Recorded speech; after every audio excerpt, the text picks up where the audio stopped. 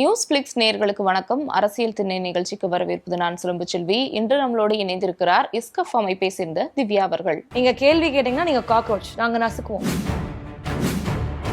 ஜாதி வெறியும் மத வெறியும் தூண்டி விட்டு தான் அவங்களோட மொத்த அரசியல் செஞ்சுட்டு இருக்காங்க. ஓட்டு கேட்கறதுக்கு மட்டும் மக்கள் கிட்ட வந்தீங்க, பிரச்சனைகளுக்கு பற்றி நீங்க மக்கள்கிட்ட பேச மாட்டீங்களா? அதுக்கு நீங்க சட்டத்துல போய் தான் நோண்டிட்டு இருக்கீங்களா? வருவாயே நீங்க தூக்கி கொடுத்துருவீங்க பிரைவேட்டுக்கு, மக்களுக்கும் நீங்க எதுவும் கொடுக்க மாட்டீங்க. அப்ப என்ன மாதிரியான ஆட்சி அது இருக்க போகுது? ராசிஸ்ட் அரசுக்கு எதிர்த்து ஒரு கேள்வி கேட்க அவங்களுக்கு துப்பு இல்லை. அவங்க மக்களாட்சி பத்தி பேசலாம். உங்கள் சத்யாவில் இப்பொழுது ஆடி அதிரடி தள்ளுபடி. டயா பூஸ்டர் சுகரை கண்ட்ரோல் பண்ணும், உங்க ஆரோக்கியத்தை மீட்டு தரும். சர்க்கரையை கட்டுப்படுத்துறதுக்கான எளிமையான வழிமுறை, இயற்கையான வழிமுறை. அனைத்து மருந்து கடைகளிலும் கிடைக்கும்.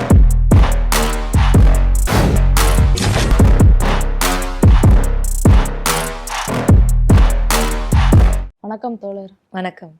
நீட்டுக்கு எதிராக மாணவர்கள் போராட்டம் பண்ண மாணவர்கள் மீது வழக்கு தொடுக்கப்பட்டுச்சு. அந்த வழக்குகளை ரத்து செய்யணும்னு சொல்லி சிஜேபி சொல்லியிருந்தாங்க. ஆனா இப்ப டெல்லியில் இருக்கக்கூடிய ஒரு முக்கியமான மாணவர் அமைப்பை சேர்ந்த ஐஜி கேஸ் அப்படிங்கிற ஒரு மாணவர் மேல அரெஸ்ட் பண்ண போறதா டெல்லி காவல்துறை போயிருக்காங்க. இது மிகப்பெரிய இப்ப சர்ச்சையா இருக்கு. தொடர்ச்சியா பாஜக மாணவர்களுக்கு எதிராக பண்ணக்கூடிய இந்த செயலை எப்படி பாக்குறீங்க? குறிப்பா மாணவர்களோட நடவடிக்கை அடுத்த கட்டம் எதை நோக்கி போகும்? பாஜக ஒரு மாநிலத்தில் மட்டும் இல்லை, பீகாரில், வெஸ்ட் பெங்காலில், டெல்லியில் இப்போ கிராக் டவுன் பண்ணிட்டு இருக்கிறாங்க. அதுக்கு அவங்க ஒரு ஸ்பெசிஃபிக் வேன் யூஸ் பண்ணியிருக்காங்க. சர்வேலன்ஸை யூஸ் பண்ணி அங்கே இருந்த ப்ரோட்டஸ்டர்ஸோடைய மொத்த, அதாவது அவங்களோட முகவரி, அவங்களோட அட்ரஸ், அவங்க யார் என்ன அப்படிங்கிற மொத்த டீட்டெயில்ஸும் கலெக்ட் பண்ணி அங்கே அப்படி ஒரு ஹண்ட்டை பண்ணிட்டு இருக்கிறாங்க. அதில் கோர்ட்டு சொல்லியிருக்க விஷயமும் என்னவா இருக்குது அப்படின்னா, இவங்களுக்கு ஒரு கிரிமினல் ரெக்கார்டு இல்லை அப்படின்னா நீங்கள் அவங்கள விட்டுருங்க, அதை we can dismiss them அப்படின்னு சொல்லியிருக்காங்க. பட் அது ரொம்ப ஒரு ஆர்பிட்ரரியான ஒரு statement. What do they mean by criminal record?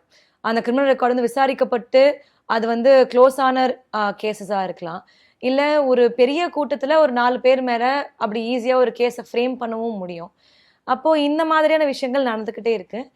மாணவர் இயக்கங்கள் போராடிட்டு தான் இருக்கிறாங்க. இப்போ பார்த்தீங்கன்னா all India student federation, SFI, AISA, இவங்க எல்லாருமே அங்கே போராட்டம் பண்ணிட்டு தான் இருக்கிறாங்க. முக்கியமாக நேஹா போரான்னு சொல்லிட்டு, I think national president of AISA, அவங்க தொடர்ச்சியாக போராட்டம் முன்னெடுத்துட்டு இருக்கிறாங்க. அது மூலியமாக இப்போ பீகாரில், வெஸ்ட் பெங்காலில் நிறைய ஸ்டூடெண்ட்ஸை அவங்க வெளில விடுறேன்னு சொல்லியிருக்காங்க. ஸோ பாஜக அரசு இது பண்ணுறதுங்கிறது நமக்கு இது ஒன்றும் புது செய்தி கிடையாது. அவங்க ஃபாசிஸ்ட் அரசு அப்படிங்கிறதுக்கான ஒரு எவிடன்ஸ் தான் நமக்கு எடுத்து கொடுக்குறாங்க. சிஜேஐ சொன்ன மாதிரி தான், சீஃப் ஜஸ்டிஸ் ஆஃப் இந்தியா சொன்ன விஷயம் தான். நீங்கள் கேள்வி கேட்டிங்கன்னா நீங்கள் காக்ரோச், நாங்கள் நசுக்குவோம். மகாராஷ்டிராவில் இருக்க ஒரு ஆர்எஸ்எஸ் லீடர் சொல்லியிருக்காரு, அங்கே இருக்க பெண்கள் ரேப் ஆகிறதுக்கு கேட்குறாங்க, they are willing to be raped. அங்கே இருக்கவங்க நான் சுட்டு கொலை பண்ணுவேன் அப்படின்னு அவர் சொல்கிறார். இதுதான் அவங்களோட மனநிலையாக இருக்குது. அந்த மாணவர்கள் கேள்வி கேட்டிருக்கிறாங்க, போராட்டத்தை நடத்தியிருக்கிறாங்க. அதன் மூலியமாக பாஜக அரசு இறங்கி வர வேண்டியதாக போயிடுச்சுங்கிறதுனால தான் அந்த அசிங்கம் தாங்க முடியாமல் இப்படி பண்ணுறாங்க. அவங்க இது ஒரு எதிர்வினையாக தான் அவங்க மாணவர்கள் மேலே பண்ணுறாங்க. இன்னொன்று என்ன அப்படின்னா, மாணவர்கள் இதோட நிற்க மாட்டாங்க அப்படின்னு நான் நினைக்கிறேன். ஏன்னா இப்படி களத்துக்கு நின்று ஜெயிச்ச ஒரு அனுபவம் வந்துருச்சு. கிட்டத்தட்ட ஒரு 5 லட்சத்துக்கும் மேற்பட்ட மாணவர்கள், இளைஞர்கள், மக்கள் திரண்டு ஜந்தர் மந்தரில் நின்றுருக்காங்க. அப்போது இது ஒரு கலெக்டிவ் எஃபர்ட், ஒரு கொலாபரேட்டிவாக ஜெயிச்ச விஷயம். அப்போ அவங்களுக்கு இவ்வளோ நாளாக சொல்லப்பட்ட விஷயம் இருக்குல்ல, யார் போராடினாலும் அவங்க ஒரு முத்திரை குத்துறது. முஸ்லிம்கள் அவங்களுடைய என்ஆர்சி சிஏக்காக போராடுறாங்க, சிவில் சொசைட்டிஸும் கலந்துக்கிட்டாங்க, மக்களும் கலந்துக்கிட்டாங்க. ஆனால் அது எப்படி முத்திரை குத்தப்பட்டது அப்படின்னா, பங்களாதேஷ்லேருந்து வந்திருக்காங்க, பாகிஸ்தான்லேருந்து வந்திருக்காங்க, அவங்க ஃபண்டிங் வாங்கியிருக்காங்க, டெரரிஸ்ட் அப்படின்னு முத்திரை குத்துனாங்க. ஃபார்மர்ஸ் ப்ரொடெஸ்ட் பண்ணாங்க, 1 வருஷம் ப்ரொடெஸ்ட் பண்ணாங்க, ஜெயிக்கவும் செஞ்சாங்க. அவங்கள டெரரிஸ்ட், காலிஸ்தானிஸ்ன்னு சொல்லிட்டு ஒதுக்கி வச்சாங்க. மீண்டும் மீண்டும் அவங்க பண்ணுற விஷயம் என்னவா இருக்குன்னா, ஒரு முதிரையை குத்தி பொது சமூகத்துக்கிட்ட இது உனக்கான பிரச்சனை கிடையாது, அவங்க தனியாக பண்ணிட்டு இருக்காங்க, நீ கவனிக்காத அப்படின்னு இது பண்ணுறதுதான். ஆனால் அது முற்றிலும் இந்த விஷயத்தில் ஃபெயில் ஆகியிருக்கு. இப்போ அவங்க அரெஸ்ட் பண்ணும் போதும் இது இன்னுமே they are shooting themselves in their foot. அதாவது அவங்களே அவங்களுக்கான ஆப்பை வச்சுக்கிறாங்கன்னு தான் சொல்ல முடியும். கண்டிப்பாக மாணவர்கள் இதை விட மாட்டாங்க. ஆனால் அதே சமயம் சிஜேபியோட லீடர் அபிஜித் என்ன சொல்லியிருக்காருன்னா, போராடக்கூடிய மாணவர்கள் மேலே வழக்கு ரத்து பண்ணாத அமித்ஷா பதவி விலகணும்னு சொல்லியிருக்காரு. இதுக்கு முன்னாடி தர்மேந்திர பிரதான் பதவி விலகி இருக்கிறாரு. இந்த மாதிரி அமைச்சர்கள் பதவி விலகினா மட்டும் இந்த பிரச்சனையெல்லாம் சரியாயிடுமா? கண்டிப்பாக அமைச்சர்கள் பதவி விலகினா மட்டுமே பிரச்சனை சரியாகாது. ஏன்னா இது ஒட்டுமொத்த ஒரு சிஸ்டமோட ஃபால்ட் மட்டும் இல்லாமல் இந்த ஃபாஸ்ட் அரசு அது கையில் நீதிமன்றத்தை வச்சிருக்கு, அது கையில் எலக்டோரல் கமிஷன் வச்சிருக்கு, அது கையில் எல்லா பியூரோக்ரஸியும் கையில் வச்சிருக்கு. அப்போது இது வந்து ஒரு என்டையர் சிஸ்டம்.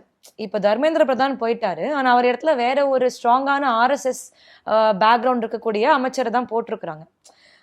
ஆனால் இது ஒரு தொடக்கமாக தான் பார்க்க முடியும் நான் நினைக்கிறேன். இப்போ சிஜேபியுடைய லீடர்ஸ் என்ன சொல்கிறாங்களோ இல்லையோ, அவங்க வந்து இமீடியட்டான கோரிக்கைகளை முன்வைக்கிறாங்க. அப்போ தான் நான் பார்க்குறேன். ஒட்டு மொத்தமாக வந்து பிஜேபி அரசே போகணும் அப்படிங்கிற விஷயத்த அவங்களால முன்வைக்க முடியல. அப்போ அவங்க அதில் சின்ன சின்ன விஷயங்களாக வைக்கிறாங்க. ஆனால் போராட்டத்தில் நம்ம பார்க்கும் போதே ஒரு ட்ரெண்ட் தெரிஞ்சுது. அந்த 2வது 3வது நாள்லேயே வந்து இது வெறும் சோனம் வாங்சுக், அபிஜித் தீப்கே இல்லை சிஜேபி கையில் இல்லைங்கிறது தெரிஞ்சிடுச்சு. அங்கே இருக்கிறவங்க வந்து பலதரப்பட்ட பேக்ரவுண்ட்ஸ்லேருந்து வந்திருக்கிறாங்க. இப்போது ஜந்தர் மந்தரில் பார்த்தோம் அப்படின்னா middle class, upper middle class மட்டும் வரல, நிறைய உழைக்கும் வர்க்கத்துலேருந்து மக்கள் வந்திருக்கிறாங்க. 500-600 கிலோமீட்டர் நடந்து 2-3 நாள் சாப்பிடாம அவ்வளோ ஒரு தியாக உணர்வோடு தான் வந்திருக்கிறாங்க அங்கே. அப்போ அவங்க நீங்கள் என்ன லீடர்ஷிப் சொன்னாலுமே அவங்க அங்கே வந்துட்டாங்க.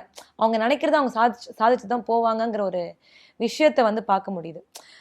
அப்போது ஒரு அமைச்சர் பதவி விலகுனா பிரச்சனை கண்டிப்பாக தீராது. ஆனால் அதே நேரத்தில் அங்கே மக்கள் வந்துட்டாங்க அப்படிங்கிற ஒரு விஷயம் இருக்குது. அப்போ அவங்களுக்கு இந்த புரிதல் வந்து போக போக தான் ஏற்படும். ஆனா இதெல்லாம் ஓட்டா மாறுமா? ஏன்னா இப்போ பிஜேபினாலதான் நீட் கொண்டு வரப்பட்டு இப்போ நிறைய உயிரிழப்புகள் நடந்திருக்குன்னு மாணவர்கள் குற்றச்சாட்டு வைக்கிறாங்க.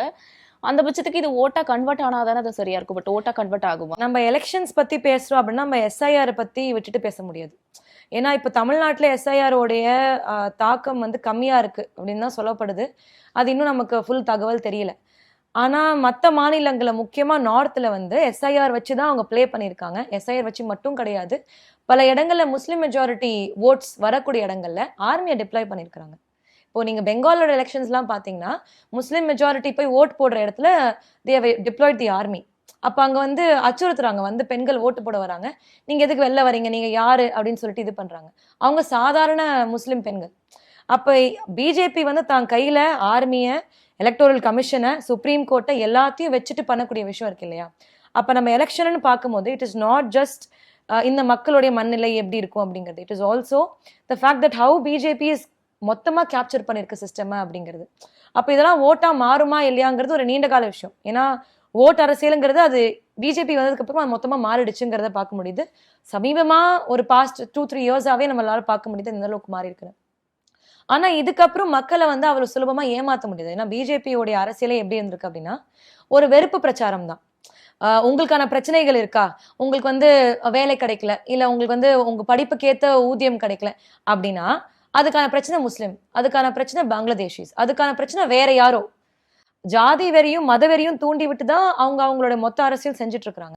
ஆனால் இன்னைக்கு ஜந்தர் மந்தர்ல அவங்க எல்லாரும் சேர்ந்து நின்றுருக்காங்க. யாரெல்லாம் வந்து அவங்க டெரரிஸ்ட்னு முத்திரை குத்துனாங்களோ, யாரெல்லாம் வந்து யார் மேலாம் அவங்க வெறுப்பு பிரச்சாரத்தை வந்து பரப்புனாங்களோ, அவங்க எல்லாருமே வந்து சேர்ந்து நின்றுருக்காங்க, ஒன்றா நின்றுருக்காங்க.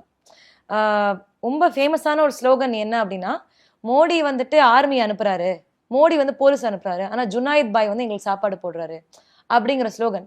இனி அந்த மக்களை அவ்வளோ சுலபமா ஏமாற்ற முடியாது. ஆனா மோடி என்ன சொல்றாருன்னா ரீல்ஸ்ல கூட போராட்டம் பண்ணவங்க என்ன அபியூஸ் பண்ணி பேசுனாங்க அப்படிங்கிற குற்றச்சாட்டு கூட வச்சிருக்காரு.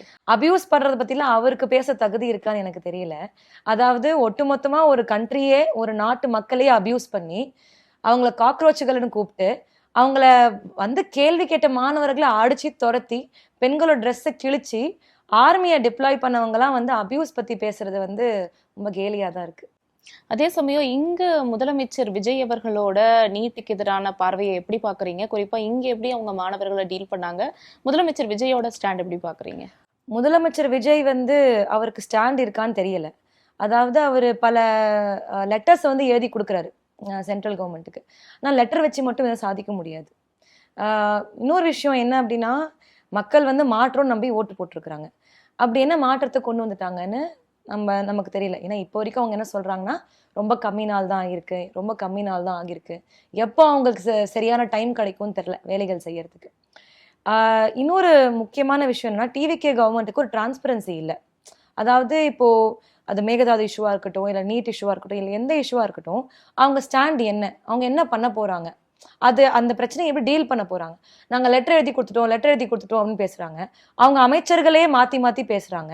சிஎம் பிரஸ் கான்ஃபரன்ஸும் கொடுக்க மாட்டாரு. மோடிஜியோடைய நல்ல ஒரு ரோல் மாடலா அவர் ஃபாலோ பண்றாரா என்னன்னு தெரியல. அவங்க சொல்றாங்களே பிரஸ் மீட் கொடுக்கணுங்கிறது சட்டத்துல இல்லையே. இல்ல, எங்களுக்கு நாங்க டெமோக்ரஸியும் சட்டத்துல தான் நாங்க தேடும் இல்லைங்களா? டெமோக்ரஸிங்கிறது எங்களுக்கு ஒரு அப்படிப்பட்ட ஒரு மாண்பே எங்களுக்கு கிடையாது. அப்படிதான் அவங்க நல்லா வந்து ஏமாத்துறாங்க பப்ளிக்க. ஒரு சிஎம் வந்து மக்கள் கிட்ட பேசாம ஓட்டு கேட்கறதுக்கு மட்டும் மக்கள் கிட்ட வந்தீங்க, பிரச்சனைகளுக்கு பத்தி நீங்க மக்கள்கிட்ட பேச மாட்டீங்களா? அதுக்கு நீங்க சட்டத்துல போய் தான் நோண்டிட்டு இருப்பீங்களா? அப்ப சட்டப்படி நீங்க எல்லாமே கரெக்டா நடந்துக்கிறீங்களா அப்படிங்கிற கேள்வியும் நமக்கு வருது. அப்போ இவங்க ஸ்டேட்ஸ் ரைட்ஸ்க்காக என்ன எடுக்கிறாங்க ஆக்ஷன், மாணவர்கள் உரிமைகளுக்காக என்ன பண்றாங்க, காவேரி விஷயத்துல என்ன பண்றாங்க? ஆதவ் அர்ஜுனா தெளிவா சொல்றாரு, பார்லிமெண்ட்ல தான் இந்த பில்லை ரத்து பண்ண முடியும், சோ ப்ரொடெஸ்ட் பண்ணி ஒரு பிரயோஜனம் இல்ல அப்படின்னு சொல்லி சொல்றாரு. பார்லிமெண்ட் ரத்து பண்ணீங்கன்னா அதுக்காக நீங்க என்ன ஆக்ஷன் எடுக்கிறீங்க? இப்போ டிஎம்கே கவர்மெண்ட் இருக்கும் போது அவங்க ஏக்கராஜன் கமிட்டியை போட்டாங்க, ஓகே. அது மட்டும் இல்லாமல் அவங்க சுப்ரீம் கோர்ட்லயும் அதை புஷ் பண்றேன்னு இது பண்ணாங்க. கவர்னர் சைன் போர்ட்ல மாணவர்கள் ப்ரொடெஸ்ட் பண்ணாங்க. 9 வருஷமா தமிழ்நாடு போராடுது. நீங்க என்ன பண்றீங்க?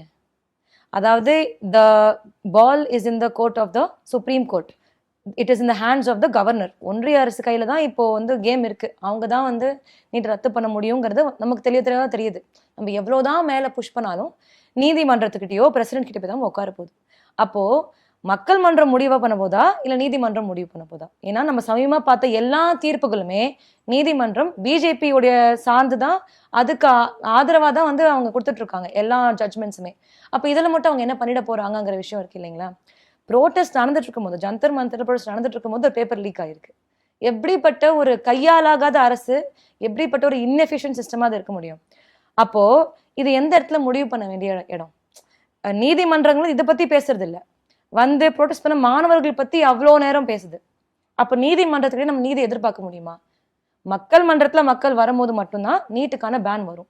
ஜல்லிக்கட்டுல எப்படி 8 லட்சம் தமிழர்கள் உட்கார்ந்தாங்களோ, எப்படி ஜந்தர் மந்தர்ல 5 லட்சத்துக்கும் மேற்பட்ட இந்தியர்கள் உட்கார்ந்தாங்களோ, அந்த மாதிரி ஒரு எழுச்சி வந்தா மட்டும்தான் நீட் மட்டும் இல்லை, நேஷனல் எஜுகேஷன் பாலிசி ஆகட்டும், நேஷனல் டெஸ்டிங் ஏஜென்சி ஆகட்டும், அதுல இருக்க முறைகேடுகள், நேஷனல் எஜுகேஷன் பாலிசி நம்ம ஸ்கிரேப் பண்ணி ஆகணும். இப்போ நம்ம குறிப்பான தனித்தனியான பிரச்சனைகள் பத்தி மட்டுமே போராடிட்டு இருக்கிறோம், பேசிட்டு இருக்கோம். அது எல்லாமே ஒரு ஃப்ரேம் ஒர்க்ல தான் எக்ஸிஸ்ட் ஆகுது. இது எல்லாமே நியோ லிபரல் பாலிசி அப்படிங்கிற ஒரு ஃப்ரேம் ஒர்க்ல தான் எக்ஸிஸ்ட் ஆகுது. பிரைவேடைசேஷன் அப்படிங்கிற ஒரு ஃப்ரேம் ஒர்க்ல தான் எக்ஸிஸ்ட் ஆகுது. அதிகபட்சமான சென்ட்ரலைசேஷன், அதாவது ஸ்டேட்ஸோட ரைட்ஸை புடுங்கி மொத்தமா வந்து பிஜேபியோட கையில குவிக்கிறது தான் வந்து இது எல்லாமே ஒரு ஃப்ரேம் ஒர்க்காக தான் அதை பார்க்க முடியும். ஆனா அதுல குறிப்பான விஷயம் தான் என்இபி, என்டிஏ, நீட், இது எல்லாமே. அப்போ இது எதிரான ஒரு இதை வந்து பேன் பண்ணணும், இல்ல நெப்பை வந்து நம்ம ஸ்கிரேப் பண்ணணும் அப்படின்னா அதுக்கு மக்கள் ரோட்டுக்கு வந்தா தான் முடியும். ஆனா தாவேக தலைவர் விஜய் என்ன சொல்றாருன்னா, எல்லாத்துக்குமே மத்திய அரசோட சண்டை போட முடியாது, நாங்க சுமூகமா போய் எங்களுக்கு தேவையான விஷயங்களை, மாநில உரிமைகளை மீட்டெடுப்போம் அப்படின்னு சொல்றாரு. இப்ப நம்ம எதுக்கு சண்டை போட்டிருக்கிறாருன்னு நமக்கு அவர்கிட்ட கேட்க வேண்டியதா இருக்கு. அவர் எதுக்குமே சண்டை போட்டது இல்லைங்கிறதா நமக்கு தெரியுது. அவர் எதுக்கு சண்டை போட்டிருக்காருன்னு அவர் சொல்லட்டும், அதுக்கப்புறம் நம்ம பேசலாம். அதே மாதிரி இப்போ தாவேக அரசுலயும் சில தனியார் மயம் நடந்துகிட்டு இருக்கு. இப்ப கூட டாஸ்மாக தனியார் மயம் பண்ண போறாங்க அப்படிங்கிற தகவல் வெளியா இருக்கு. சேலத்துல குடிநீரை தனியார் மயம் பண்ணியிருக்காங்க. தொடர்ச்சியா இப்ப தாவேக அரசு தனியார் மயத்தை ஊக்குவிக்கிற மாதிரியான சில வேலைகள்ல ஈடுபட்டு வந்துட்டு இருக்காங்க. இதை பத்தி உங்க பார்வை என்ன? தனியார் மயம் அப்படிங்கிறது இன்னைக்கு நேத்தி வந்த விஷயம் கிடையாது. அது 91லேருந்தே இருக்கு. இப்போ நமக்கு நியூ லிபரல் பாலிசி வந்ததுலேருந்தே அது வந்து இருக்கு. எப்போ காட்லயும் எல்பிஜிலையும் சைன் போட்டாங்களோ அன்னைக்கே அது தொடங்கிருச்சு. ஆனா வரக்கூடிய அரசாங்கங்களுக்கு வந்து என்ன நெருக்கடியா இருந்திருக்குன்னா மக்கள் போராட்டங்கள். நீங்க வந்து ரொம்ப ஈஸியா வந்து கவர்மெண்ட் ஸ்கூல்ஸை பிரைவேட் ஆக்க முடியாது, அவ்வளோ ஈஸியா வந்து ரேஷன் கடையை மூட முடியாது. ஏன்னா மக்கள் போராடுவாங்க. அவங்க இந்த வெல்ஃபேர்லாம் வாங்கி பல வருஷமா பழகிட்டாங்க. அந்த இடத்துல தான் பிஜேபி உடைய அந்த விஷயம் இருக்கு இல்லையா, அந்த திசை திருப்புறது. அவனுக்கு வந்து ரேஷன் கடையை மூடுறியா, நீ பிரைவேடைஸ் பண்றியா கவர்மெண்ட் ஸ்கூல்ல, வேற ஒரு பூச்சாண்டியை காட்டுன்னு சொல்லிட்டு முஸ்லிமை கை காட்டுறது, இல்ல ஜாதி வரியை வந்து இது பண்றது, தூண்டி விடுறதுங்கிறது அவங்க இதுவா இருக்கு. இப்போ டிவிக்கே வந்து even if we say ADMK DMK நம்ம எடுத்தா கூட அவங்களும் பிரைவேடைசேஷனை கொண்டு போயிருக்காங்க. ஆனா இவ்வளோ தீவிரமா அவங்களாலையும் கொண்டு போக முடியல. உதாரணத்துக்கு ரிப்பன் பில்டிங்ல ப்ரொடெஸ்ட் நடக்கும்போது அவங்களும் பின்வாங்குறாங்க, நாங்க கான்ட்ராக்சுவலைஸ் பண்ண மாட்டோம் அப்படின்ட்டு. ஆனா டிவிக்கே அரசாங்கம் வந்துட்டு அதோட நிலைப்பாடு என்ன? அதிமுகவுக்கு ஒரு ஐடியாலஜி இருக்கு, திமுகவுக்கு ஒரு ஐடியாலஜி இருக்கு, ஒவ்வொரு கட்சிக்கும் ஒரு ஐடியாலஜி. டிவிக்கோட ஐடியாலஜி என்ன? மற்ற எல்லா கட்சிகள்லேருந்தும் ஆட்களை சேர்த்து வச்சு மாற்றம்னு பேசிட்டு இருக்கிறாங்க. பிரைவேடைசேஷனை இன்னும் தீவிரமா தான் கொண்டு போயிட்டு இருக்கிறாங்க. அதுக்கு அவங்க சொல்லக்கூடிய விஷயம் என்னவா இருக்குன்னா, நாங்க ஆட்சிக்கு வந்து ரொம்ப கம்மியான நாள் தான் ஆகுதுன்னு சொல்றாங்க. ஆனா உங்களுக்கு ஜல்ஜீவன் பத்தி போய் பேசுறதுக்கு கம்மியான நாள் ஆகல. உங்களுக்கு சானிடேஷன் ஒர்க்கர்ஸை வந்து பிரைவேடைஸ் பண்றதுக்கு, அதை பத்தின பேச்சு தொடங்குறதுக்கு கம்மியான நாள் ஆகல. உங்களுக்கு கவர்மெண்ட் ஸ்கூல்ஸை ப்ரைவேட்டைஸ் பண்ணுறதை பற்றி பேசுறதுக்கு அமைச்சர் பேசுறாரு, ப்ராஃபிட் இல்லை கவர்மெண்ட் ஸ்கூலில் அப்படின்ட்டு. அதை பற்றி உங்களுக்கு வந்து டைம் பிரச்சனையா இல்லை. உங்களுக்கு வந்து மக்களோட பிரச்சனைகளை பற்றி கேள்வி கேட்டால் எங்களுக்கு டைம் இல்லைன்னு சொல்றது, இது அந்த அரசோட நிலைப்பாடை தெளிவாக காட்டுது. சமீபமா கூட சிபிஎஸ்இ பள்ளிகளுக்கு அனுமதி கொடுத்திருக்காங்க, அரசு பள்ளிகளை மூடி இருக்காங்க, அது கூட பார்க்க முடிஞ்சது. எஸ், அரசு பள்ளிகள்ல இல்லாம நீங்க என்ன வந்து சமூக நீதி பேச முடியும்? அரசு பள்ளி, அரசு கல்லூரி, அரசோடைய இன்ஃப்ராஸ்ட்ரக்சர் இல்லாம நீங்க எப்படி சோஷியல் ஜஸ்டிஸை மக்கள் கிட்ட போய் கொண்டு சேர்க்க முடியும்? அப்போ அதாவது திமுக அரசுமே இப்போ அவங்க வந்து கவர்மெண்ட் ஸ்கூல்ஸ் கட்டியிருக்கிறாங்க, கவர்மெண்ட் இன்ஃப்ராஸ்ட்ரக்சர் கட்டியிருக்கிறாங்க. ஆனா முழுக்க முழுக்க அதுல ஒர்க் பண்ணக்கூடியவங்க வந்து கான்ட்ராக்ட் ஒர்க்கர்ஸ். இப்போ டீச்சர்ஸ் அப்பாயின்மெண்ட் எப்போ கடைசியா போட்டாங்க? டிஎம்கே அரசு நம்ம கேள்வி கேட்டாலுமே டீச்சர்ஸ் அப்பாயின்மெண்ட் போட்டு எவ்வளோ வருஷம் ஆகுது? அப்போ வெறும் கவர்மெண்ட் பில்டிங் கட்டி வச்சுட்டா போறாது இல்லையா? உள்ள ஒர்க் பண்றதுக்கு நம்ம டீச்சர்ஸ் போடணும், உள்ள ஒர்க் பண்றதுக்கு நம்ம ஒர்க்கர்ஸை போடணும். மொத்தமா கான்ட்ராக்சுவலைஸ் பண்ணி வச்சுட்டு எல்லாருமே, அதாவது ஒரு 10 ஸ்கூல்ஸுக்கு வந்து ஒரு 4 டீச்சர் அப்படின்னு நீங்க போடுறீங்கன்னா, சமீபமா கூட ஒரு இஷ்யூ நடந்துச்சு. எங்களோட இப்போ எனக்கு ரீசெண்டாக தான் கல்யாணம் ஆச்சு. நாங்கள் வந்து கவர்மெண்ட் மண்டபத்தில் தான் பண்ணோம். அது வந்து முதல்வர் ஸ்டாலின் திறந்த மண்டபம் தான். முதல்வர் திருமண மாளிகைன்னு சொல்லிட்டு நார்த் சென்னை டெவலப்மெண்ட் ஸ்கீம்னு சொல்லிட்டு அவங்க நார்த் சென்னை ஃபுல்லாக வந்து ஒரு 6-7 மண்டபங்கள் திறந்துருக்குறாங்க. அந்த மண்டபங்கள்லாம் பார்த்தீங்கன்னா அவ்வளோ சிறப்பாக இருக்கும். ஒரு ப்ரைவேட் மண்டபத்துக்கு நீங்கள் போனீங்கன்னா ஒரு 3-4 லட்சம் ஆகும் சென்டர் ஆஃப் த சிட்டியில். இங்கே வந்து 30,000-60,000த்துக்கு இருக்கு. ஆனால் உள்ள பார்த்தீங்கன்னா அந்த 6 மண்டபத்துக்கும் சேர்த்து வெறும் 4 ஒர்க்கர்ஸை போட்டு வச்சிருக்காங்க க்ளீன் பண்ணுறதுக்கு, கான்ட்ராக்ட் ஒர்க்கர்ஸ். இப்போ தாவேகா அரசு வந்து அதை ப்ரைவேட்டைஸ் ஆக்கிறதுக்கு பேச போகிறாங்க, அதை வந்து ப்ரைவேட் கான்ட்ராக்டர்கிட்ட கொடுக்கறதுக்கு அவங்க பேச போகிறாங்க. அப்போ இது எந்த மாதிரியான போக்கு காட்டுது? கவர்மெண்ட் மண்டபங்களாக இருக்கட்டும், கவர்மெண்ட்டுடைய சமூக நலக்கூடங்களாகட்டும், கல்வி நிலையங்களாகட்டும், முழுக்க முழுக்க கான்ட்ராக்சுவலைஸ் பண்ணுறது, ப்ரைவேட்டைஸ் பண்ணுறது அப்படின்னு பண்ணும்போது அது ஒரு பக்கம் நடந்துகிட்டே இருக்கு. இன்னொரு பக்கம் அவங்க அதுக்கு சொல்லக்கூடிய காரணம் என்னவா இருக்குன்னா, கவர்மெண்ட்டுக்கு இனஃப் வருவாய் இல்லை அப்படின்ட்டு. கவர்மெண்ட் கிட்ட இருக்கிற எல்லாத்தையும் வித்துட்டு, அவங்களுடைய எல்லா ஹோல்டிங்ஸையும் வித்துட்டு, அதுக்கப்புறம் கவர்மெண்டால எப்படி எஜுகேஷனோ ஹெல்த்தோ ஹைஜீனோ ப்ரொவைட் பண்ண முடியும்? அப்போ கவர்மெண்ட் தன்னோட வருவாயும் பார்த்துக்கணும், அப்பதான் அதால ஒரு கல்வி நிலையத்தை வந்து பாதுகாக்க முடியும், அதாவது சமூக நலக்கூடங்களை வந்து நடத்த முடியும். வருவாயே நீங்க தூக்கி கொடுத்துருவீங்க பிரைவேட்டுக்கு, மக்களுக்கும் நீங்க எதுவும் கொடுக்க மாட்டீங்க. அப்ப என்ன மாதிரியான ஆட்சி அது இருக்க போகுது? அவங்கதான் ஊழலை ஒழிச்சிட்டோம் அப்படின்னு சொல்றாங்களே தாவேகா அரசு. எப்படி ஊழலை ஒழிக்க முடியும்? நீங்க பிரைவேட்டைஸ் பண்ணி எப்படி ஊழலை ஒழிக்க முடியும்? ஒரு அரசாங்கத்தை வந்து நீங்க மாத்துறதுனால ஊழல் ஒழியாதுங்கிறது மக்களுக்கு தெரிஞ்ச விஷயம். இன்னைக்கு ஊழலுங்கிற பேச்சு வந்து நான் அதை எப்படி பாக்குறேன் அப்படின்னா, அது சும்மா ஒரு லேபிள் தான். உள்ள ஆக்சுவலா மக்களுக்கு நிறைய ஒரு டிஸாட்டிஸ்ஃபேக்ஷன் இருக்க தான் செய்யுது. இப்போ அதிமுக அரசை காட்டிலும் திமுக அரசு நல்லாவே செயல்பட்டுருக்கு, அதை நம்ம சொல்ல முடியும். நம்ம நிறையா குற்றச்சாட்டுகள் அவங்க மேலே வச்சாலுமே, நெகட்டிவ்ஸ் இருந்தாலுமே கம்பேரிட்டிவ்லி அவங்க நல்ல வேலை தான் பண்ணியிருக்கிறாங்க. ஆனாலுமே மக்களோட தினந்தோறும் வாழ்க்கையில வந்து பெரிய மாற்றங்கள் வரலை. அந்த ஒரு கோபத்துல தான் வந்து அவங்க மாற்றம் வேணும்னு சொல்லிட்டு அதுல கொஞ்சம் சினிமா மோகம், ஹீரோஷிப்லாம் நீங்க எக்ஸ்ட்ராவா சேர்த்து விட்டீங்கன்னா, விஜய் எப்படி படத்துல காப்பாத்துறாரோ எங்களை நிஜத்துலயும் காப்பாத்துவாருன்னு சொல்லிட்டு ஓட்டு போட்டிருக்கிறாங்க. ஆனா அவரும் அதே பிளே புக்கை, அதே பிரைவேடைசேஷனு, அதே மக்களை ஒடுக்கக்கூடிய விஷயத்தை தான் வந்து இன்னும் சிறப்பா செஞ்சுட்டு இருக்கிறாரு. இன்னும் ஏன்னா மக்களுக்கு வந்து விஜய் செய்யறாரு, விஜய் பண்றாரு அப்படிங்கிற ஒரு விஷயமும் இருக்கு. கூடுதலா அவங்க ஃபேக் நியூஸ் பரப்புறதெல்லாம் வந்துட்டு பல ஊடகங்களே வந்து அதை சுட்டி காமிச்சிருக்காங்க. ஆனா அதை பத்தி கூட விஜய் போனாருங்கிற செய்திகளை கூட ஆமா, அப்போ மொத்தமா ஒரு ஃபேக் நியூஸை வச்சு பில்ட் பண்றது, மக்களுக்கு வந்து எதுவும் உண்மைன்னு தெரிய போறது கிடையாது. அதை வச்சு ஒரு ஆட்சியை நடத்துறாங்க. ஆனா அதே மாதிரியான பிரச்சனைகள் தான் தொடருது. இப்ப ஆட்சிகள் மாறுது, காட்சிகள் இன்னும் மோசமாக தான் ஆகுது. அதே சமயம் இங்க நிறைய பிரச்சனைகள் இருக்கு. தாவேகா ஆட்சியில மக்களுக்கு நிறைய ப்ராப்ளம்ஸ் இருக்கு. அதை பத்தி பேசாம விஜய் இந்த ஈவெண்ட்டுக்கு போனாரு, நாயோட விளையாண்டாரு, கியூட்டா ரியாக்ஷன்ஸ் குடிச்சாரு, இந்த மாதிரியான ரீல்ஸ்கள் எல்லாம் சோசியல் மீடியால பார்க்க முடியுதுல. இதை பரப்புறது யாரா இருக்கும் நீங்க நினைக்கிறீங்க? சாதாரண யங்ஸ்டர்ஸ் கிட்டே இப்போ ஒரு மனநிலை இருக்கு. இப்போ எனக்கு சுத்திரம் இருக்கிறவங்களேன்னு நான் சொல்றேன். அரசியலை கவனிக்கிறாங்க, அதாவது நல்ல விஷயங்களும் இருக்கு, கெட்ட விஷயங்களும் இருக்கு. அரசியலை கவனிக்கிறாங்க. முதல் முறையா வந்து அவங்க வந்து பார்லிமெண்ட் செஷன்லாம் பார்க்குறாங்க. அவங்க வந்து இதில் நம்ம ஒரு மாற்றம் பண்ணிட்டோன்னு அவங்க நம்புறாங்க, தமிழ்நாட்டு யங்ஸ்டர்ஸ். ஆனால் அந்த சேம் டைம் வந்து அவங்களுக்கு இப்போதான் கற்றுக்க ஆரம்பிக்கும் போது எல்லாமே கொஞ்சம் அப்படி இப்படி தானே இருக்கும், தப்பாக தானே இருக்கும். ஸோ அதுவுமே வந்து நம்மளால் பார்க்க முடியுது. இன்னொரு பக்கம் இந்த மாதிரியான ரீல்ஸ் ஹைப் பண்ணி போடுறது, அவர் வந்து ஒரு செலிபிரிட்டி, அவர் வந்து இது சாப்பிட்டாரு, அதை சாப்பிட்டாரு, அது பண்ணார், இது பண்ணாருன்னு சொல்லிட்டு போடுறது. இது வந்து மக்களோட இந்த ஹீரோ வர்ஷிப் மனநிலை இருக்கு இல்லையா, முழுக்க முழுக்க அவர் என்ன செய்யறாரு, இந்த அரசு என்ன செய்யுது அப்படிங்கிறத பேசாமையோ பண்ணாமையோ ஒரு எலக்டோரல் பாலிடிக்ஸ்லேயே முழுகக்கூடிய ஒரு விஷயம். அது கூடுதலா ஒரு ஆக்டர் வந்திருக்கிறாரு, விஜய் வந்திருக்கிறாருங்கும் போது அந்த முகத்துக்கு பின்னாடி இருக்கக்கூடிய அந்த ஈர்ப்பு, அந்த அட்ராக்ஷன் அது வந்து பரப்பப்படுது. இது இயல்பா வந்து எல்லாரும் பண்றாங்களா அப்படிங்கிறது நம்ம அப்படி சொல்ல முடியாது. அவங்க ஒரு டீம் வச்சு கண்டிப்பா வேலை செய்யறாங்க. ஆனா நீங்க ஒரு 4 வீடியோ போட்டா போதும், அது ஒரு 4 பேர் பார்த்து 40 வீடியோவா போட போறாங்க. அதுக்கப்புறம் உங்க சோஷியல் மீடியா ஃபுல்லா அந்த மாதிரி ரீல்ஸா தான் இருக்க போகுது. இப்போ சமயமா பார்த்தோம்னா மக்கள் ஃபேஸ் பண்ணக்கூடிய பிரச்சனைகள், இதே ரீல்ஸ் போடக்கூடிய மாணவர்கள் ஃபேஸ் பண்ணக்கூடிய பிரச்சனைகள், போதை பழக்கம், இங்கே வயலன்ஸ் அகேன்ஸ்ட் உமன் அதிகமாக இருக்குது, கேஸ்ட் வயலன்ஸ் தமிழ்நாட்டில் அதிகமாக இருக்குது, போலீஸ் டெத் அதிகமாக இருக்குது, போலீஸ் கஸ்டடியல் டெத்ஸ் அதிகமாக இருக்குது, விபிஜி ராம்ஜி திட்டத்தை வந்து அமல்படுத்துறதுக்கான பேச்சு போயிட்டுருக்கு, ஜல்ஜீவன் மிஷன் ஸ்கீம் போயிட்டுருக்கு, என்இபி அமல்படுத்துறதுக்கான திட்டம் போயிட்டுருக்கு. என்இபியை முழுசாக அமல்படுத்துவோம், ஹிந்தி திணிப்பு மட்டும் இல்லாமல் பண்ணுவோங்கிறாங்க. அப்போ மற்றதெல்லாம் சரியாதுல்ல? என்டிஏக்கு எதிரான எந்த ஒரு பேச்சும் கிடையாது, நீட்டுக்கு எதிரான எந்த ஒரு பேச்சும் கிடையாது, டீச்சர் அப்பாயின்மெண்ட்ஸ் போடல, ப்ரைவேடைசேஷன் நடந்துட்டு இருக்கு, கான்ட்ராக்டேஷன் நடந்துட்டு இருக்கு. அப்போ இது எல்லாத்த பத்தியும் யாருமே பேசல, ஊடகங்களும் பெருசா பேசல, மக்கள் கிட்ட கொண்டு போய் சேர்க்கறதுக்கும் யாரும் இல்லை. அப்போ அவங்க இதுதானே பேசுவாங்க. அப்ப நம்ம அவங்கள குறை சொல்றோம், அவங்க இந்த மாதிரி ரீல்ஸ் போடுறாங்கன்னு. இதை அவங்களுக்கு நம்ம தெரியப்படுத்தாத போது அவங்க அப்படித்தானே இருப்பாங்க. ஒருவேளை அவங்க ரசிக மனப்பான்மையோட விஜயை பாக்குறாங்களோ? ஏன்னா விஜய் இப்போ இந்த நீட்டுக்கு எதிராக கூட பெருசா குரல் கொடுக்கல அப்படிங்கிற கண்டனங்கள் எழுந்தாலும் கூட அவரு ஒரு ரீல்ஸ் போட்டிருக்காரு, இல்லைன்னா ஒரு போஸ்ட் போட்டிருக்காரு, கடிதம் எழுதியிருக்காரு, இதுக்கு மேல நீங்க என்ன எதிர்பார்க்குறீங்க அப்படிங்கிற மாதிரி கூட கேள்விகள் எடுப்பதை நம்ம பார்க்க முடியுதுல. ஸோ ஒரு அரசியல் கட்சி அப்படின்னா விமர்சனம் இருக்கணும், தலைவர் மேல விமர்சனம் இருக்கணும், எதிர் விமர்சனம் வரும், இதெல்லாம் இயல்பான ஒரு விஷயம். ஆனா இங்க வந்து விமர்சனமே வைக்க கூடாதுங்கிற இடத்துல நிக்கிறப்ப தானே அந்த கேள்வி எழுப்புற மாதிரி இருக்கு.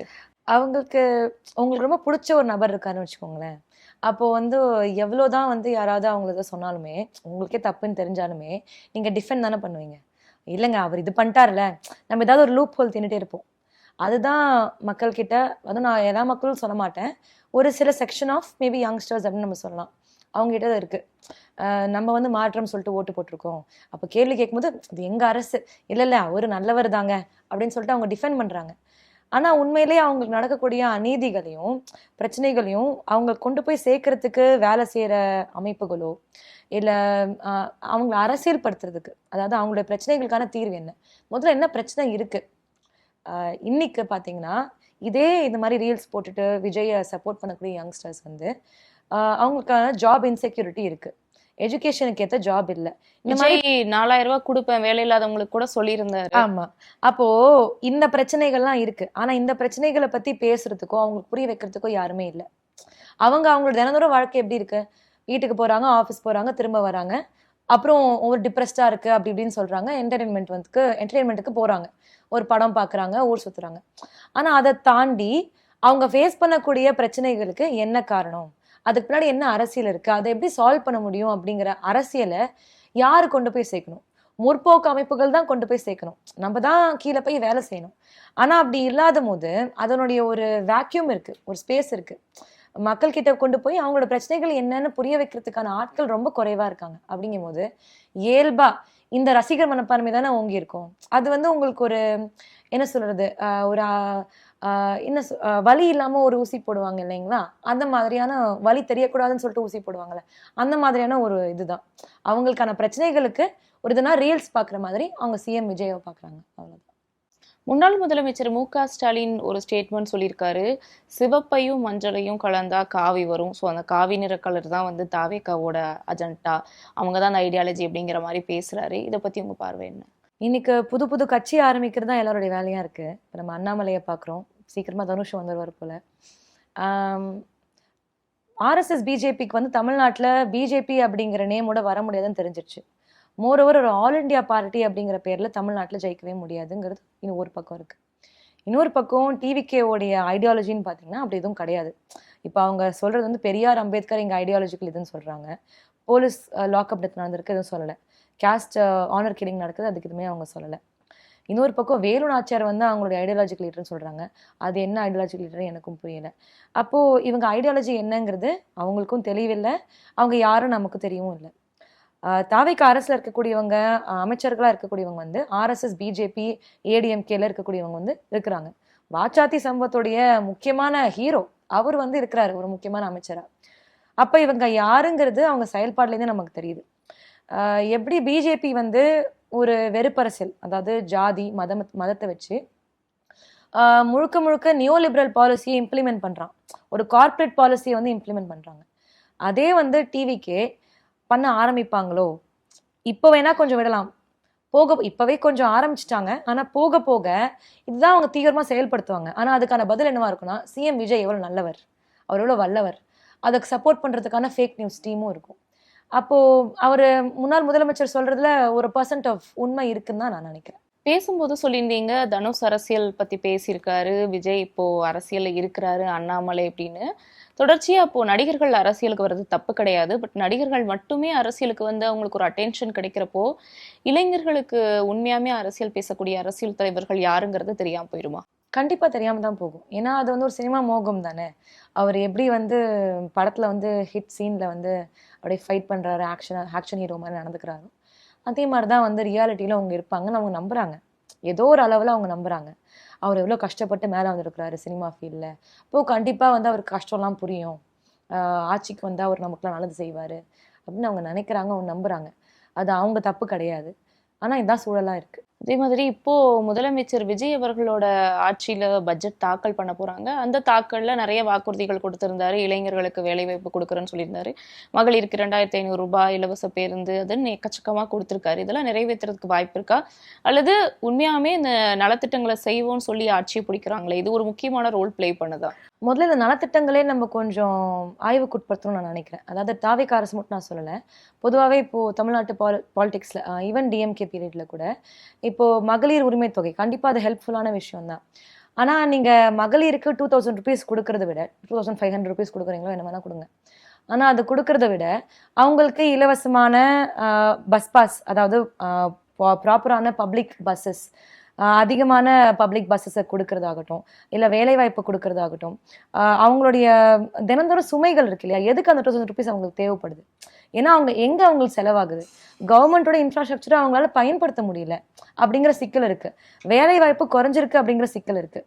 அப்போது பெண்களை ஒர்க் ஃபோர்ஸ்குள்ளே கொண்டு வரதாகட்டும், ப்ரைவேட்டைஸ் பண்ணாமல் கவர்மெண்ட் இன்ஃப்ராஸ்ட்ரக்சரை மேம்படுத்துறதாகட்டும், இன்னும் அதிகமான பஸ்ஸஸை போடுறதாகட்டும், கவர்மெண்ட் ஸ்கூல்ஸை வந்து இது பண்ணுறதாகட்டும், இந்த மாதிரி விஷயங்கள் தான் அவங்களுடைய அந்த சுமையை வந்து குறைக்க போகுது. இப்போ அவங்க என்ன சொல்கிறாங்க, பல பெண்கள் வந்து இப்போ நம்ம கிரவுண்டெல்லாம் போய் ஒர்க் பண்ணும்போது அந்த 2000 ரூபாய் காசு எங்களுக்கு வேணாம், அதை விட்டுட்டு எங்களுக்கு எதில் அது செலவாகுதுங்கிறது இருக்கு இல்லையா, அதை நீ வந்து குறை. இப்போ எங்களுக்கு வந்து இன்ஃப்ளேஷன்னால இது பண்ண முடியல, கரண்ட் ரேட்ஸுமே வந்து ரொம்ப, எலக்ட்ரிசிட்டி ரேட்ஸும் ரொம்ப அதிகமாக இருக்குது, எதுக்கு போனாலுமே வந்து ஒரு குவாலிட்டியான திங்ஸ் கிடைக்கவும் மாட்டேங்குது, அதுக்கான ஆக்சஸும் இருக்க மாட்டேங்குது. அப்போ அதுதான் கவர்மெண்ட் வந்து அதுக்கு தான் கவர்மெண்ட் இருக்குது. ஒரு தனி நபரால் வந்து ஒரு ஸ்கூல் நடத்த முடியுது, ஒரு காலேஜ் நடத்த முடியுது, ஒரு ஒரு சமூக நல கூடத்தை நடத்த முடியுது அப்படின்னா ஒரு கவர்மெண்ட் மெஷினரி, அதுக்கு இருக்கிற இன்ஃபினிட் ரிசோர்ஸஸ், இன்ஃபினிட் டேக்ஸ் மணி, அதால் வந்து நடத்த முடியாதா? அதோட ப்ரையாரிட்டிஸ் எங்கே இருக்குது? அஃப்கோர்ஸ் நம்ம பேசும்போது தமிழ்நாடு வந்து மற்ற மாநிலங்களோட பெட்டராக தான் இருக்குது, அதில் மாற்றுக்கிறதே கிடையாது. ஆனாலும் அதுவே நம்ம எவ்வளோ நாளைக்கு சொல்ல முடியும்? தமிழ்நாட்டில் இருக்கக்கூடிய பிரச்சனைகள் நம்ம சந்திக்கல அப்படின்னா, அதை நம்ம ஃபேஸ் பண்ணல அப்படின்னா, இப்போ எப்படி டிஎம்கே வந்து டிஎம்கே வேணா ஏடிஎம்கே வேணா டிவிகேக்கு சூஸ் பண்ணாங்களோ அதே மாதிரி தான் திரும்ப நடக்கும். ஏன்னா மக்கள் வந்து ஃபெடப் ஆயிட்டாங்க, அவங்களுக்கு போதும். அவங்களுடைய பிரச்சனைகள் வந்து எவ்வளோ ஆட்சி மாறினாலுமே வந்து ஓட்டு போட்டு போய் வீட்டில் உட்கார்ற இதுவாக தான் இருக்குது. ஓட்டுக்கு போட்டு யார் ஓட்டு போடுறோமோ அவங்களாம் சரி பண்ணிடுவாங்கன்னு சொல்லிட்டு அவங்க வீட்டில் போய் உட்காடுறாங்க. ஆனால் யாருக்கு ஓட்டு போட்டாலும் அவங்களோட தினந்தோறும் லைவ்லிஹுட் ப்ராப்ளம்ஸை அவங்க சால்வ் பண்ண மாட்டாங்க. மக்கள் ரோட்டுக்கு வந்து நின்னா மட்டும் தான் அது சால்வ் ஆகும். அப்போது இந்த மக்கள் நல திட்டங்கள்ங்கிறது இருக்கு இல்லையா, இது ஒரு நியோலிபரல் பாலிசி, அதாவது நவதாராள மயத்தோடைய ஒரு அங்கம் தான் அது. காசு கொடுக்கறது தப்புன்னு நம்ம சொல்ல வரல, ஆனால் காசு நீங்கள் கொடுக்குறீங்க, ஆனால் எல்லாத்தையும் ப்ரைவேட்டைஸ் பண்ணுறீங்க, வேலை வாய்ப்பை குறைக்கிறீங்க. அப்போ எதுக்கு அந்த காசு கொடுக்குறீங்க? இப்போ மின் கட்டணம் கூட உயர்ந்த மாதிரி கூட செய்திகளை பார்க்க முடியும். ஆமாம், பலர் வந்து என்ன சொல்கிறாங்கன்னா, நாங்கள் வீட்டில் இல்லாத போது வந்து கரண்ட் பில் வந்திருக்குன்னு அப்படிங்கிற மாதிரியான ஒரு ஃபனியான நியூஸ்லாம் பார்க்க முடிஞ்சுது. பட் ஜோக்ஸ் அப்பார்ட், இந்த ஒரு போக்கு இருக்கு இல்லைங்களா, அது திமுகவாக இருக்கட்டும், இல்லை இன்னும் தீவிரமாக செயல்படக்கூடிய தாவேக்காவாக இருக்கட்டும், எல்லாத்தையும் ப்ரைவேட்டைஸ் பண்ணுறது, கவர்மெண்ட்டோட ஹோல்டிங்ஸை மொத்தமாக விற்கிறது, மக்களுக்கு கொடுக்கக்கூடிய இப்போது ஹாஸ்பிட்டல்ஸோ ஸ்கூல்ஸோ அதோட தரத்தை வந்து குறைக்கிறது, ஒன்றும் இல்லை, நீங்கள் இப்போ கவர்மெண்ட் ஹாஸ்பிட்டல்ஸ் போய் பார்த்தீங்கன்னா ஸ்டான்லிக்கு, கேஎம்சிக்கு, அப்புறம் இங்கே கலைஞர் மருத்துவமனை மல்டி ஸ்பெஷாலிட்டி ஹாஸ்பிட்டல் எல்லாத்துக்குமே 3 டாக்டர் வந்து எல்லாம் மாற்றி மாற்றி போகிறாங்க, ரொட்டேஷனில் போட்டிருக்காங்க. The same doctors are working there. அவங்க தனித்தனியான டாக்டர்ஸ் போடல. அப்போ உங்களுக்கு இது என்ன மாதிரியான how will they get good treatment? இது ஒரு நல்ல கவர்மெண்ட் வந்து அதுக்கான செலவு பண்ணணும். கவர்மெண்ட் ஹாஸ்பிட்டலுக்கும், கவர்மெண்ட் ஸ்கூல்ஸுக்கும், கவர்மெண்ட் காலேஜுக்கும் கவர்மெண்ட் தான் செலவு பண்ணணும். அப்பதான் இப்போ நீங்க 2000 ரூபாய் தரவே தேவையில்லை. ஆனா அமைச்சர் ஆதவர்ஜுனா சொல்றாரு, மன்னராட்சி போய் மக்களாட்சி வந்திருக்கு, மக்கள் எல்லாம் சந்தோஷமா இருக்காங்கன்னு சொல்றாரு. மன்னராட்சி போய் மக்களாட்சி வந்திருக்குன்னா எதை சொல்ல வர்றாரு அவரு? அவர் தான் அதை வந்து மென்ஷன் பண்ணணும். மன்னராட்சின்னு அவர் சொல்றது வந்து வாரிசு அரசியல் வந்து அவர் சொல்றாரு. அவர் கட்சியில யாருமே வந்து வாரிசு அரசியல் பண்ணலையா? இல்ல வாரிசு அரசியல் தான் வந்து இந்த நாட்டிலேயே மிக முக்கியமான பிரச்சனையா? மக்களாட்சி வந்துச்சுன்னு அவர் எதுல இருந்து சொல்றாரு? அப்ப இவ்வளவு நாள் ஓட்டு போடலையா மக்கள்னா? ஓட்டு போட்டு தானே தேர்ந்தெடுத்தாங்க, யாராக இருந்தாலும் சரி ஓட்டு போட்டு தானே தேர்ந்தெடுத்தாங்க. அப்போ அவர் இந்த டெமோக்ரஸியை கொச்சப்படுத்துறாரா? பாசிஸ்ட் அரசுக்கு எதிர்த்து ஒரு கேள்வி கேட்க அவங்களுக்கு துப்பு இல்லை. அவங்க மக்களாட்சி பத்தி பேசலாமா? பக்கத்து மாநிலம் கேரளால இப்ப பிஎம் ஸ்ரீ திட்டத்துக்கு அனுமதி கொடுத்திருக்காங்க. இங்கேயுமே பிஎம் ஸ்ரீ திட்டம் சிபிஎஸ்இல இம்ப்ளிமெண்ட் பண்ணியிருக்காங்க. மும்மொழி கொள்கை வந்து இம்ப்ளிமெண்ட் பண்ணியிருக்காங்க. இதை பத்தி தாவேக அரசு பெருசா பேசாத மாதிரி தெரியுது. பட் அவங்க கொள்கை எதிரின்னு தொடர்ச்சியா பாஜகவை சொல்லிட்டு வந்துட்டு இருக்காங்க. கொள்கை எதிரியை சரியா டீல் பண்றாங்களா அல்லது திமுகல மட்டுமே கவனம் செலுத்துறாங்களா? கொள்கை எதிரியா அவங்க டீல் பண்ணல, இது எல்லாருக்குமே தெரியுதுன்னு நினைக்கிறேன். அவங்களுக்கு ஓட்டு போட்டவங்களுக்கே அது தெரியுது. எனக்கு ஒன்று தான் ஞாபகம் வருது. ஆக்சுவலாக ஜந்தர் மந்தர் ப்ரோட்டஸ்ட்டில் வந்து அதோட அனுபவங்கள்னு சொல்லிட்டு பேசிகிட்டு இருந்தாங்க. அங்கே வந்து ஹங்கர் ஸ்ட்ரைக்கில் உட்காந்த மாணவர்கள் எல்லாருமே. அதில் அவங்க முக்கியமாக நேஹா போரான்னு சொல்லிட்டு ஒரு ஸ்டூடெண்ட் லீடர் அவங்க சொல்கிறாங்க, இந்த மாதிரி அவங்க ஹங்கர் ஸ்ட்ரைக்கில் இருக்கிறாங்க. நாடுதோறும் இருக்கக்கூடிய ப்ரொஃபஸர்ஸ், இன்டலெக்சுவல்ஸ்லாம் வராங்க, சாதாரண மக்களும் வராங்க. எல்லாத்தையும் விட்டுட்டு சாதாரண மக்களும் வந்து அங்கே உட்காந்து நாங்கள் பிஜேபிக்கு ஓட்டு போட்டோன்னு சொல்லிட்டு நாங்கள் ரொம்ப வருத்தப்படுறோம், எங்களால தான் நீ வந்து இப்போது பசியில் இருக்கிற, எங்களால தான் நீ ஹங்கர் ஸ்ட்ரைக்கில் இருக்க, எங்களால தான் வந்து நீட் இம்ப்ளிமெண்ட் ஆயிருக்கு அப்படின்னு அவங்க மேலே அவங்க பழைய தூக்கி போட்டுக்கிட்டாங்க. தமிழ்நாட்டில் அந்த நிலைமை சீக்கிரம் வரப்போகுதுன்னு தான் நான் நினைக்கிறேன். ஏன்னா இங்கே மக்கள் வந்து மக்களை தப்பு சொல்கிறதுக்கு இங்கே எதுவும் கிடையாது. ஏன்னா அவங்க உண்மையிலேயே ஒரு அவங்களுடைய பிரச்சனைகளுக்கு தீர்வு என்னன்னு தெரியாமல் ஒரு கோபத்தில் தான் ஓட்டு போட்டிருக்கிறாங்க. அது ஒரு விஷயம் நம்மளால் கிளியராக தெரிய முடியுது. நிறையா வந்து டிஎம்கே சப்போர்ட்டர்ஸே வந்து டிவிகேக்கு ஓட்டு போட்டிருக்கிறாங்க. ஸோ அது இல்லை இப்போ பிரச்சனை. ஆனால் இவங்க ஆட்சிக்கு வந்துட்டு என்ன பண்ணுறாங்க அப்படிங்கிறது இருக்கு இல்லைங்களா? கண்டிப்பாக மும்மொழி கொள்கையை வந்து இவங்களால அவ்வளோ ஈஸியாக இம்ப்ளிமெண்ட் பண்ண முடியாது தமிழ்நாட்டில். கவர்மெண்ட் ஸ்கூலில் அது இம்ப்ளிமெண்ட் பண்ணாங்க, அது பெரிய பேக்லாஷ் ஆகும். ஆனால் அது இல்லாமல் எல்லாத்தையுமே அவங்க இம்ப்ளிமெண்ட் பண்ணுவாங்கன்னு தான் நம்ம பார்க்க முடியுது. டிஎம்கே பீரியட்லேயே வந்து இல்லம் தேடி கல்வி அப்படிங்கிறத இம்ப்ளிமெண்ட் பண்ணாங்க. அது என்இபியூலேருந்து ஒரு விஷயம் தான் அது. இப்போ மற்ற எல்லா விஷயங்களும் டிவிகே அரசு வந்து இன்னும் தீவிரமாகவே அவன் வந்து அமல்படுத்துவான்.